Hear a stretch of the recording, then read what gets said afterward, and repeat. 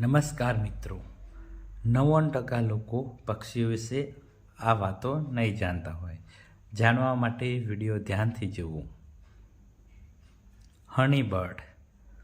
હનીબર્ડ પોતાના નામ પ્રમાણે જ ગુણ ધરાવે છે, એટલે કે તેને મધ ખાવાનું બહુ જ ગમે છે. હનીબર્ડ મધપૂડામાંથી મધ ખાય છે. હમિંગબર્ડ. હમિંગબર્ડ પક્ષી એ દુનિયાનું સૌથી નાનું પક્ષી છે. હમિંગબર્ડનો માળો સૌથી નાનો માળો હોય છે, એટલે કે બીજા પક્ષીઓની સરખામણીમાં તેનો માળો બહુ નાનો હોય છે. હમિંગબર્ડ સૌથી ઝડપથી પાંખો ફફડાવે છે.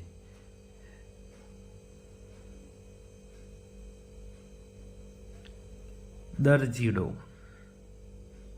તો દરજીડો પક્ષી પોતાની તીક્ષ્ણ ચાંચ વડે પાંદડા સીવીને માળો બનાવે છે, એટલા માટે તેનું નામ દરજીડો પાડ્યું છે. દરજીડાની બીજી વિશેષતા છે કે તે પોતાનો માળો સીવવા માટે કરોળિયાના ઝાડાનો ઉપયોગ કરે છે.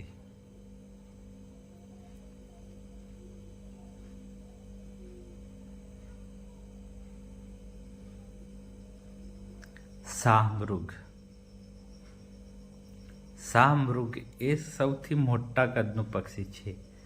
બધા પક્ષીઓની અંદર તે સૌથી મોટા કદનું પક્ષી છે.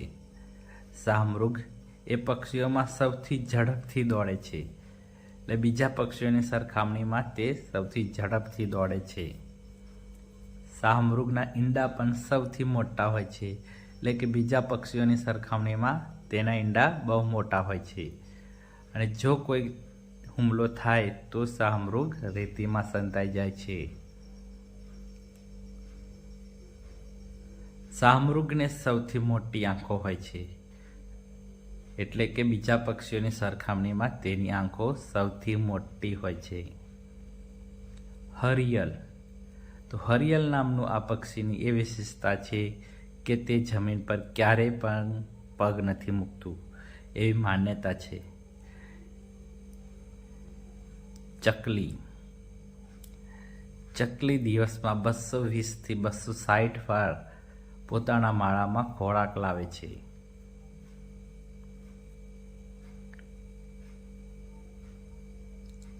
દાઢીવાળું ગીધ.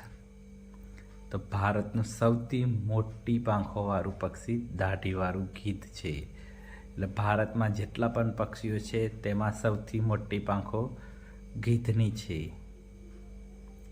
પોપટ.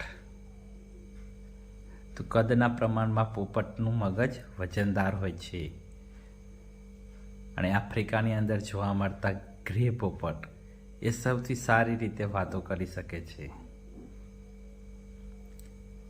સુરખાબ.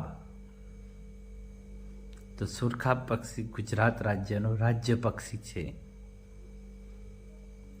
સુરખાબને અંગ્રેજીમાં ફ્લેમિંગો પણ કહે છે.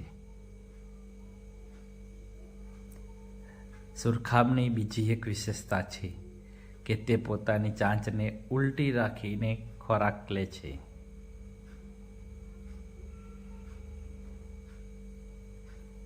ઘુવડ. તો ઘુવડ તેનું માથું 180 ડિગ્રી સુધી બંને બાજુ ફેરવી શકે છે. સૌથી ઓછા પીંછાવાળું પક્ષી પિગ્મી ઘુવડ છે. પિગ્મી ઘુવડના પીંછા સૌથી ઓછા હોય છે.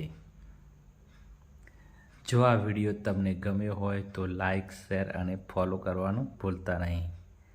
ધન્યવાદ.